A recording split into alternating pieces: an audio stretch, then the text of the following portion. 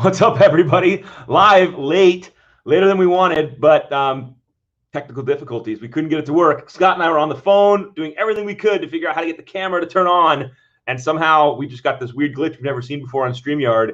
And so today, instead of having the traditional office hours with Scott, we're going to bump him, and I'm going to give you guys a little bit of a sneak preview. So later in the afternoon today, I'm actually presenting at a reverse mortgage summit. And so talking to originators about how to leverage digital. And I'm like, you know what? This is a really cool topic. I'm going to go ahead and do it now for office hours, even though we won't have a guest Scott on. And we'll bring him on next time and we'll rock and roll. So here we go.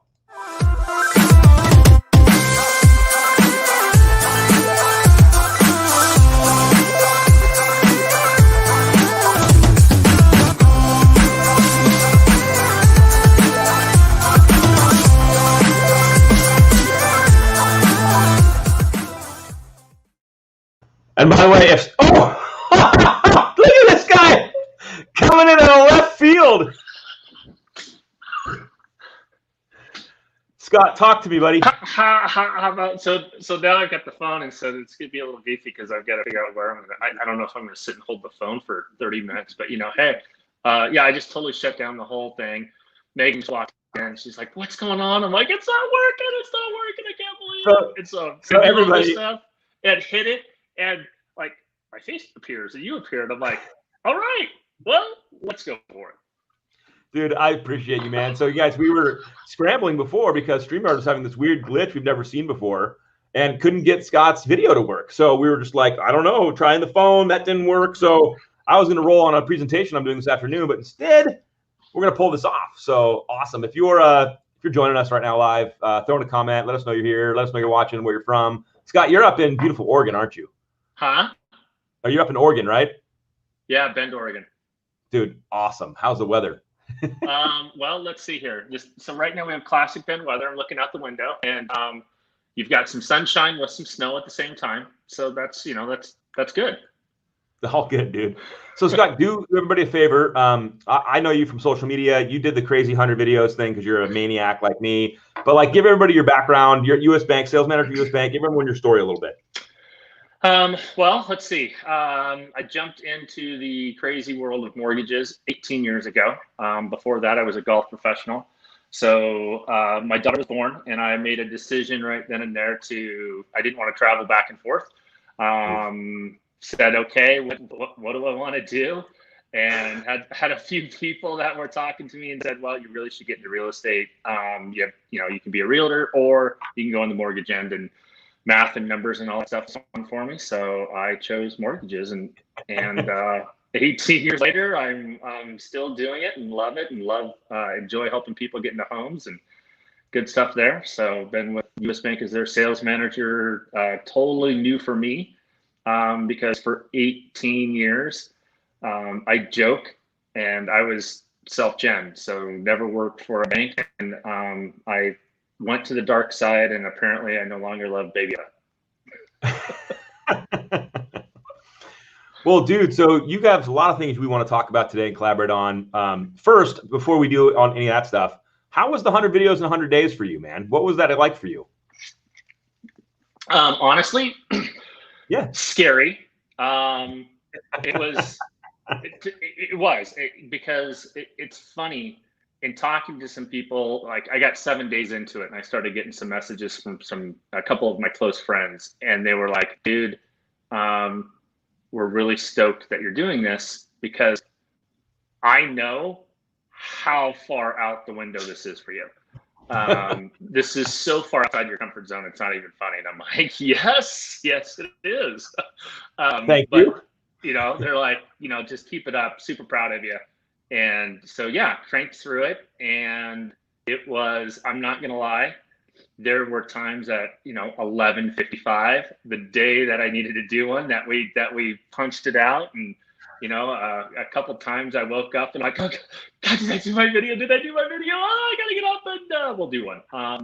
So it was great, though, because what I learned, it's fun. I've got some loan officers that we're doing stuff now, and like I saw you in Sales Mastery, so I didn't die. and Exactly. it's fun, and the first few are like, Yeah, a lot of the staring at the what camera. am I gonna do? But I kind of went with, you had sent me a message saying, dude, just keep it real, be yourself. So I don't have a studio, and I did all of those on my iPhone. A majority of them were outside, and we just kept it just pure real. Wasn't Yep. scripted. It was, okay, Yep. what am I going to talk about today? I'm just going to go with what I think and do that. And it was fun. I enjoyed it. Dude, well, congratulations. I know how hard that is. And trust me, it's a big lift. Everyone that asks me, like, oh, should I do that? I'm like, no, don't do that. It's brutal. Don't do that. But dude, thank you for joining Office Hours today. Where do you want to start, man? Well, I mean, I think the biggest thing is from my position as a sales manager, trying to help my team and other loan officers with video, is why do we want to do it? And more importantly, like we've said, it's scary. Yeah. But why is it not scary? And telling people it's okay. And so how to communicate that and get people to take that step and realize that, the ground's only 1 foot down, just like taking a stair step. You're not jumping off a cliff. Seriously. It's a super great question. And from a leadership position, there's so much you can do. And the first thing that everyone needs to kind of draw parallels to frame it up so that it becomes less scary is to think about other things that parallel it in sales and in our lives. And so a great is like going and meeting a top producing realtor and doing a face-to-face presentation. That can be terrifying. Like, what if I say something wrong? What if this realtor chews me up? Like, what if they ask me a question I don't know? And so what we've done in the past historically is we role play, we practice. We're like, okay, like, hit me with your pitch. Like, I'm going to say this. How are you going to respond? And the good leaders and coaches do that with their people. And so simplistically, one of the best ways to help people get over video is just take some stress out of it and do video calls on the regular with your teammates. So instead of jumping on phone calls, do Zooms or use Microsoft Teams and just be like, no, we're going to be on camera today. We're going to be on camera today. And it just starts to demystify everything. And then honestly, sometimes people just need a little bit of confidence.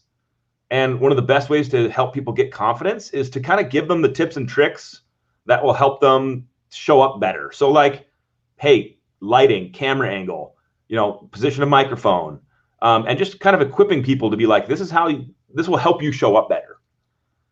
And I think that if you do that kind of stuff and just like live every day, like my kids, it's so funny. So my kids don't call, they FaceTime. They don't know. They're 7 and 9. And when they go to call me, they want to FaceTime. That's how they know. Like, they don't do this. They want to see. And so for them, that's the natural way of the world. And for our own employees and even ourselves, like Cedric just said, dude, practice in a non-game type environment. Use Teams, use Zooms, don't just use phone calls. And I think that you're going to make your team a lot more comfortable over time, because this isn't going away, right? Like, this video world, like this is here now forever. And we will go back. We will have face-to-face meetings and we will do that kind of stuff. But like, this is not going away. No. And that's the funny thing is, because, US Bank is a huge company. They are a little bit, we'll say, behind the times as far as video and stuff like this. And it's funny, this is going to sound terrible, but COVID was a good thing. Oh, from right. a mortgage standpoint, because what it kind of has forced us to do is jump into the video world. We have our managers calls and conference calls and stuff that always used to be on the phone, or they would go do events and you would meet, gather, and all of that. Well, that doesn't happen anymore. And so we started doing these Zoom things, and I like jump on and I've got my camera on and I'm like looking, I'm looking at the side of the screen going, dude, there's like 64 people in this, but there's like 2 people that have their camera on. And my boss, Chad, was like, just, dude, I appreciate you doing it. And so he would throw his camera on, and then we had our little regional managers call, and he's like, hey, so I want to talk about video. And I'm like, okay, So I just kind of related some of the stuff that we learned at Sales Masteries and told people, you know what, it's okay. And if I can do it, and we don't do video because we think we're stupid or we look stupid. And I'm like, hey, I'm an old balding guy that talks out of the side of his mouth. So it's okay. You can't look worse than me, and everybody, and we laugh just like you did, because it's like, okay, we all know that's why we don't do it. So it's forcing people to do it. And I'm seeing more and more of our managers do it, which is making it easier for MLOs to say, hey, okay, let's just start doing it. So I think that's a great call. Dude, it's, Mike just threw out the same thing. It's put the reps in, right? Like just practice. It becomes more natural. People get used to looking at the camera. They start learning how to navigate this environment, and it just takes practice. And to your point, like, how many great mortgage professionals are like, I love being face-to-face with customers. I love the interaction. I love to get to see them, and they can see my intent. And I'm like, you can do the same thing now. It's just, this is the vehicle now.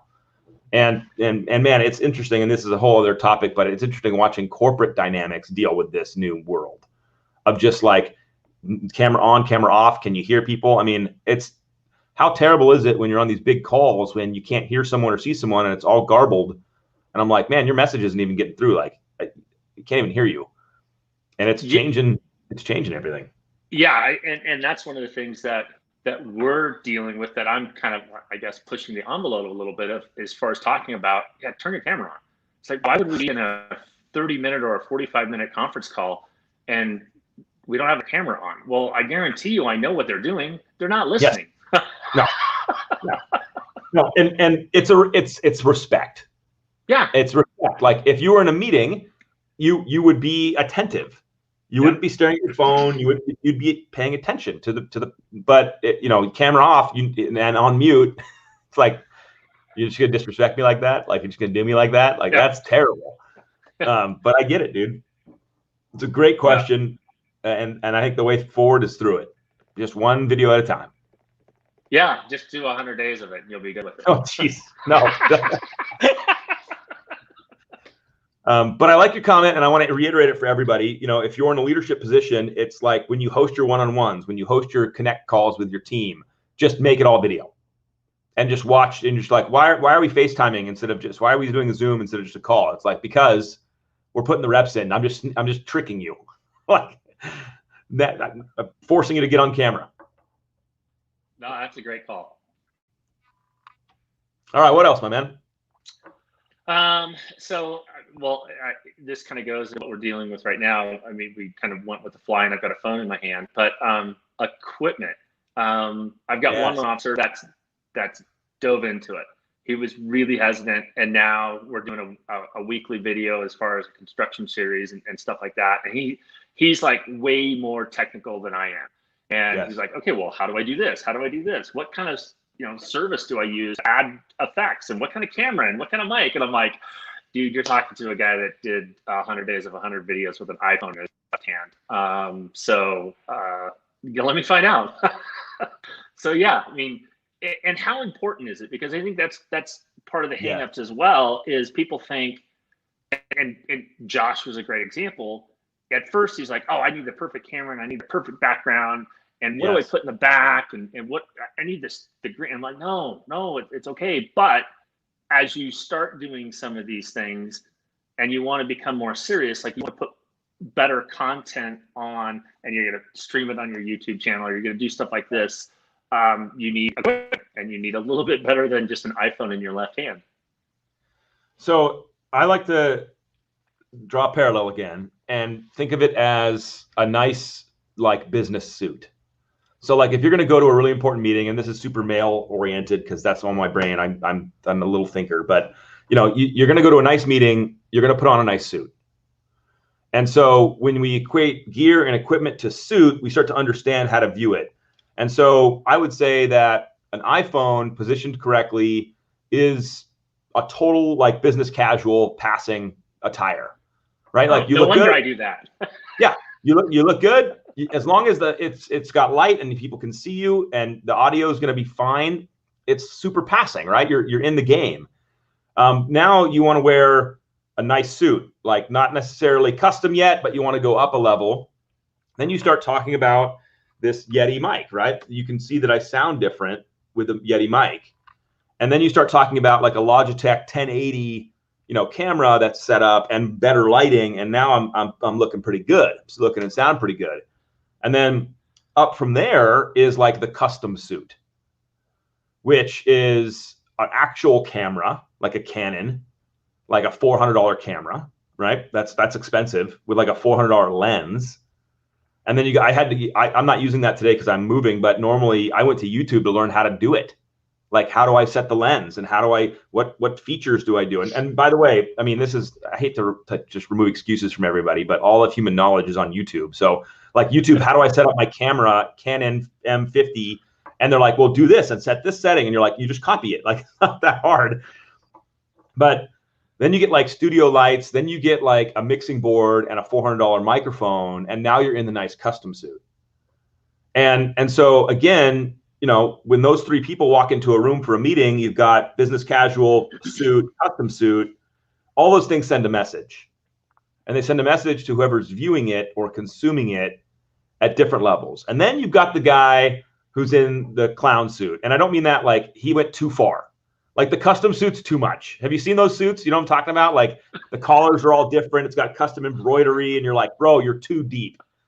Like you here's professional, and you're like, I can't tell if you're joking or if you really bought like a $10,000 suit. And those are the people that overproduce their content. Like to your point on your video, Scott, like you were raw and kept it raw, and that made more of an impact than if you hired a full production agency and had somebody in the background dancing while you're trying to deliver a message about like mortgage insurance. It just doesn't line up. And so I think that there's levels of this thing. I think that you got to be insane to think that if you can't see me and hear me well, it's going to distort my message, right? I mean, period. If you can't see me and you can't hear me, my message is not going to land with you. But if I overproduce it, now I'm a commercial, and we are like chipped to ignore commercials. Like commercials come on, we're like, put it off. But that's, have you seen people's content that's like that, where it's so overproduced, you're like, ugh, like it's just, you lose your authenticity.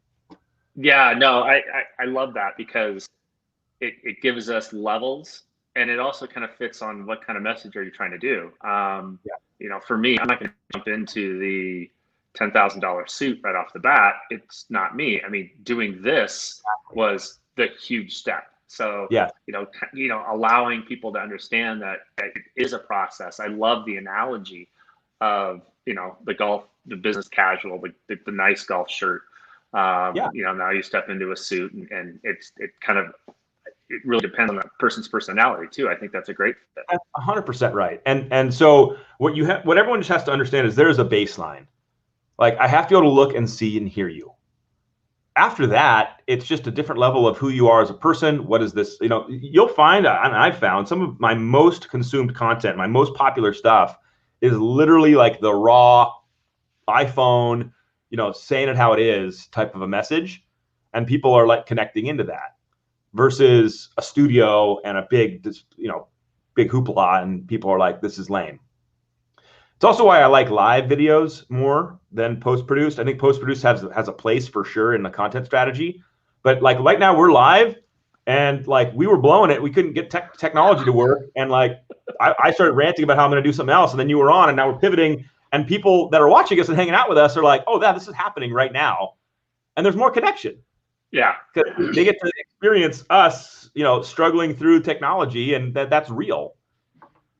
Yeah, and the funny part about this, and I hope that the person was on, one of my loan officers that was like really hesitant. Oh no, that's not for me. And we talked about it. And I said, okay, I'm going to put my money where my mouth is here. So I'm doing something that's going to go live. Never done live before, like on this type of thing. I go, there is no script. We're just going to talk. So you're going to see me outside of a comfort zone. Just like I want you to go outside your comfort zone, I'm willing to do outside my comfort zone. I kind of have to laugh because of all the technical difficulties and everything that we were fighting for. But there was a choice. It's like, okay, I can just quit and stop, or I can just keep telling them, come on, baby, we're, oh, there is, and and that's real life. I mean, it really is. I mean, we deal with that on a daily basis with mortgages, so it's all right. Good one, dude. I love it. Where else do you want to go now? Well, we kind of talked about, well, actually, your shades, man. I mean, those were sweet. Where did you get those shades? So my wife hates me because I like, I'm the guy that just kind of will wear like just, they're called, what were the name? Blenders? Glasses. Yeah, Blenders eyewear. So if you look up Blenders, in fact, let me see if I can share what these things are. You see these right here? Oh, nice. Is that on the screen right now? Because I lost the visual. Yeah, well, I can see it, so I'm assuming it's on the screen. So check this out. So these things, so they're absolutely obnoxious and terrible. But I'll show you another one just to give like, there it is. So my wife hates these like dramatically. Oh, I'm getting all these pop-ups, and I love it because they just are absolutely ridiculous and terrible. And so, yeah, I recommend Blenders. These things are the jam. Anytime you want to make a statement, these will do it. I mean, people aren't going to be a friend, but at least you know what's going on. Nice. Nice. Last would be platforms. So I know there are all kinds of different areas and things. So if you were starting out and wanted to, put some content on a couple different platforms, where would you start? What are your, we'll say your top 3 or top 5 or whatever you think? Dude, this one, I think it's once people have this conversation or hear this, they realize that we're overthinking it. So the first thing everyone should go with is, where is the audience that I want to be in front of? Like, where are the people that I want to do loans for hanging out? And very quickly, we start to realize that even if you go back through your book of business and you look at your past customers and you just start like throwing their names into Facebook and LinkedIn, they're all there. They're all on Facebook and LinkedIn. LinkedIn's a professional platform. So guess what? Most people who are there have jobs. That's good. That helps get a loan. That's a good place to start, right? I know, or they're looking, but like, that's good.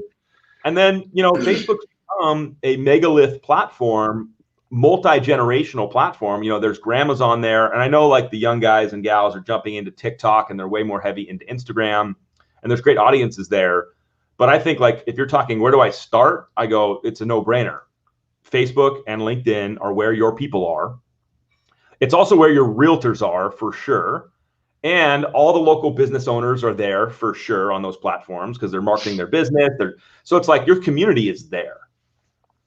And so one of the things that's so crucial is to build an audience there. And the best way to do that is to carve 5 to 10 minutes of your day, grab your database, and find 5 people and go find them on LinkedIn, find them on Facebook, and say, hey, what's up? It's Scott. Let's connect. And then just spend another 5 minutes looking at their stuff and throwing out a comment, a like, a share, being part of the digital conversation. And you do that for 5 minutes to 10 minutes a day for four weeks, for a month. And you're like, holy crap, I just added like 50 people to my digital community. And the average retail loan officer's got 1,000 to 2,000 people. Like, the max friend list is 5,000 on Facebook. So you got some work to do. And all of a sudden now, everyone you want to hang out with is now connected to you on these platforms. And even if you think about it like a modern day CRM, right? Like, what better way to stay in touch, stay connected, than being involved in their life digitally, seeing what they're doing, giving them a comment here or there, letting them know you think about them. That's a million times better than a crappy drip email from some campaign we send out as loan officers to past customers. No, that's awesome.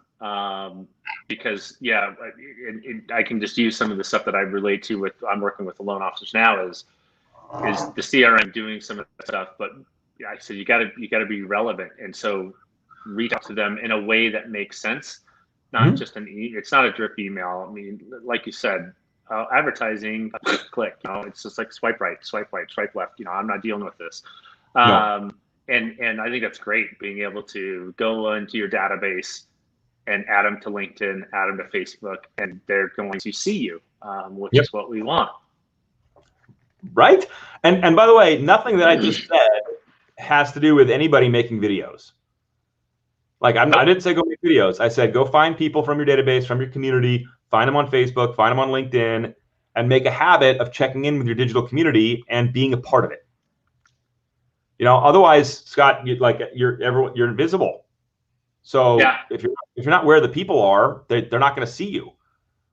So it's almost like the first step is just to go hang out, be a human, tell them their dog looks cute. Like, I don't know, like just be part of the game and be yourself. And all of a sudden from there, now you're going to build a foundation where when you do start putting out your message via videos or images or journal entries or blog entries, you start to get that feedback, you start to get that reciprocation, and that's where people's businesses just take off. That makes that. I love that. I mean, I think that's such great advice, and we'll be talking to the loan officers on Wednesday on that. Yeah, I mean, think about it, Scott. Like in the glory days, we would go prospect real estate agents, and I hope loan officers still are. And so you would go out on certain days to find them at broker previews or open houses or do a milk route, and you'd put in the reps the same way that we should be doing digitally. It's the same. Like we just have to kind of reframe our viewpoints and being like, oh yeah, this is marketing, this is prospecting, this is relationship building, this is what gets me business. And so I got to prioritize it amidst all the waterfalls of loans in our lives and continue to deepen that stuff so that when the refinance spigot turns off, we're in a really great position to just capitalize on our relationships and our influence, call it whatever you want, but you'll be at the table talking to a bunch of people. No, that's great. I love it. Anything else, my dude? Well, I think that was my 4 questions that I kind of wanted to go over. And it's great information, and I really look forward to sharing this. And I hope a few of the LOs jumped on the video and they weren't frightened that we weren't live and all of that right off the bat. But hey. Well, I on that note, I will share this. So I want people need to hear this over and over and over again. And I say it all the time, but it goes in one ear, out the other. You can't, when you do start making videos, whether they're lives like this, or you do start making, canned videos out, Scott, one of the things I know you learned through the 100 videos is the world doesn't stop because you did a video or I did a live right now. Like everyone's busy, life's happening, but the actual power of all this is that this stuff lives in perpetuity throughout the internet. It keeps going around. And like, take for example, a loan officer who's going to do a video every single day about first time home buyer stuff, right? They're going to do it every day. And so for 7 days, they do a video about first time home buyers, and they look back and it's like, well, I didn't really have much engagement. No one really watched it. I got a couple hundred views. And first of all, I like to slap them in the face and be like, a couple hundred views is incredible. Like a couple hundred views, like, can you put a couple hundred people in a room and tell me how crowded that feels? Like that's like a super spreader COVID event. Like it's amazing. Couple hundred views is amazing. But like, let's say you did those 7 videos and then you take them all, and instead of sending out your some crappy, drip campaign, why don't you take those 7 videos and send those out to your past customers and say, if somebody's looking for a home, here are 7 tips and tricks videos for somebody looking to buy a home that I filmed this week. Join the conversation. And so instead of doing a drip campaign about economic news that no one cares about, you send out this actual content you created back to your database, pulling them back into your social media, pulling them back into the conversation. You start realizing this stuff is building a foundation. Every video is building a foundation that will be used later. So stop taking yourself so seriously that like the world didn't stop because you made 1 video, and realize that it's a process. And it's a building block. No, that's great. Because you're right. I can relate a little bit to Megan's dad was talking about Facebook and going through some stuff. And he's like, and here's a guy that's 80 years old. Yeah. He was like, I started worrying about, I thought I did a great post and I didn't get a bunch of likes. And it's like, what was wrong with that post? I thought that was a great post. And then I do this other post that I think is just kind of like, it's like, and all of a sudden I've got like 50 likes on it. And yeah, it's like, okay, get over that. And it's okay. It's so what? you're producing some content like you always tell us, and not to be worried about it. I think it's perfect. Yeah, we got to stop taking ourselves so seriously. We got to realize that when we do a video, it doesn't change the world. But at the same time, there's so many compounding effects. Like every video you do, you get more comfortable and you do better videos later. Every video you do lives on, and somebody has a chance to bump into that years from now and be like, hey, I saw that thing, Scott, you did. And you're like, wow, that was forever ago. But continue to build influence in a relationship, and all of a sudden you have an opportunity that you never had before because you put the reps in, you put the work out. Real quick, I'm going to answer this. Kevin has a great question. Alec, as a new LO, 5 months in, what steps do you recommend to do to leverage social media for prospects? And I think this is exactly, Scott, in the realm of what we were talking about. Connect with them, find them, be part of their digital conversations and community. And then after you're engaging, talking, hanging out, all of a sudden you'll find out what they're into, what they like, what questions they have. I mean, here's a funny tangent that just triggered me, Scott. So you probably have this with LOs that work for you who are like, I don't know what to say. That excuse comes up all the time. They're like, okay, you've convinced me. I got to be on social media. And they're like, but I don't know what to say. And you're like, well, are you listening to listen to the conversations? What are people asking? Like, go to Google and type in the most common Googled mortgage questions of 2020. There's 10 things to talk about right there. Facebook groups are such an under-leveraged tool. If you look for Facebook groups in your city, there's probably 1 million groups in each city that does something about something. There's a real estate investor group in your city, guaranteed. Join that group, check it in there, see what they're saying, and then now you know what to answer. Or what are the questions your customers ask you every single time? I mean, right? You take a loan app. What are the questions they ask? We all know the answers. We do, right? We get the same questions. So just do videos on that. So I laugh at that because I'm working with Josh and we're doing some construction videos, and that was the first thing. It's like, okay, what do I do? And I'm like, okay, well, let's talk about construction. And he's like, okay. And I'm like, so we started talking about it. I'm like, okay, we can do this video. And then you can go off of this tangent, this tangent, this tangent, this tangent, this tangent. And what about plans and specs? And I go, so all we're going to do is we're going to do this series on what are the questions we get. So if I'm going to build a new house and we're going to make it fun. Yes, I just said we're going to make a construction loan fun. But it's like, those are the questions that people ask. So that's what we're going to do. Like, what's plans and specs? What's an architect? What's ARC? I don't even know what ARC is. And I go, we can do 52 weeks of videos simply on probably just basic construction loan questions that everybody will have. Dude, that is the best example of the reality that there is no shortage of content. Like there's no shortage. There's so much. You could talk about it forever, and you probably are going to have to talk about it multiple times.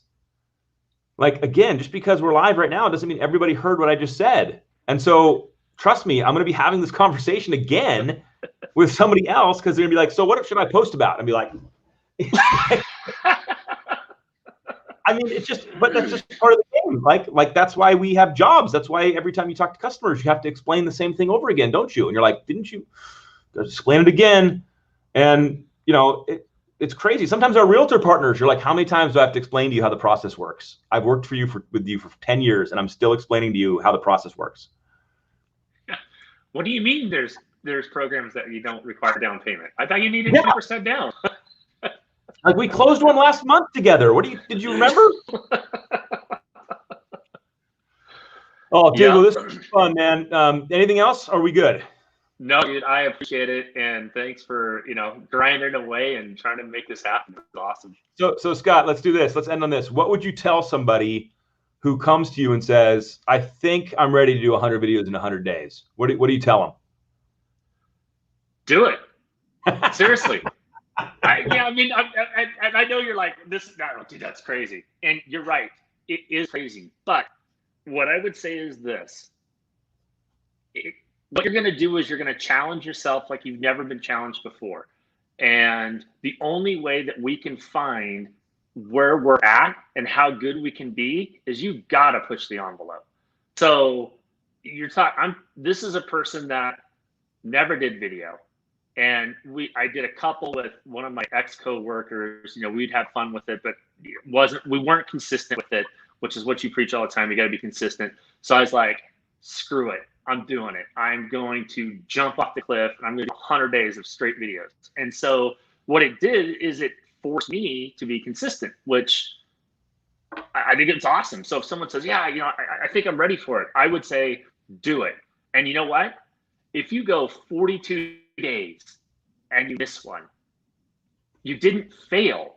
I think that's also the fear, is people won't do it because like, oh, there's no way I can do 100 videos in 100 days. I'm going to fail. Well, no, because guess what?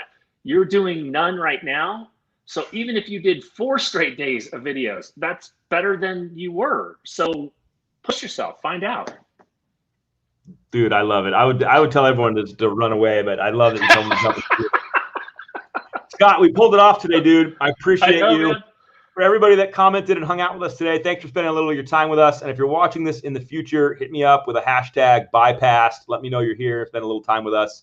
And with that, I'm going to play us out. You guys have a wonderful, wonderful day, and we'll see you on the internet.